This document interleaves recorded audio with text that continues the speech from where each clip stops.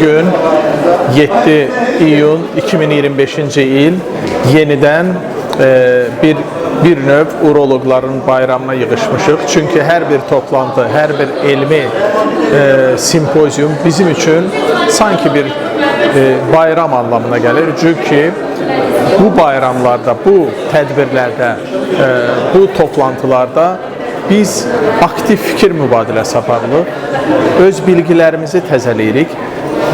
Yeni əlaqələr qurulur və dünyaca tanınmış ekspertlərin müxtəlif mövzularda rəylərini öyrənmə şansımız olur.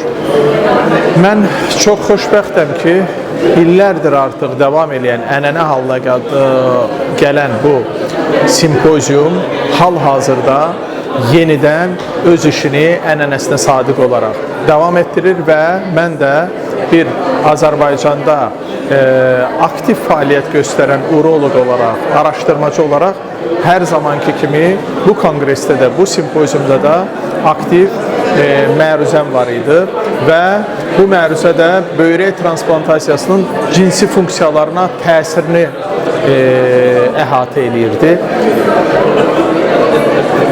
Dəyərli həmkarlarımla, tanınmış alimlərlə bu mövzunu müzakirə etdik və ümid edirəm ki, bütün qatılımcılar üçün, bütün iştirakçılar üçün bu toplantı unudulmaz olacaq. Toplantının rəhbəri, sədri, hörmətli dostumuz Professor İlham Əhmədova təşkilatçılığına görə və mənə etdiyi dəvətə görə öz təşəkkürümü bildirirəm. Ümid edirəm ki, bundan sonra da bu toplantılar davam eləyəcək və bu ənənə heç bir zaman pozulmayacaq. Bütün uroloqları təbrik eləyirəm, bütün həmkarlarımı təbrik eləyirəm. Bu hər zaman toplantı olmaqla bərabər uroloqların bir növ bayramıdır.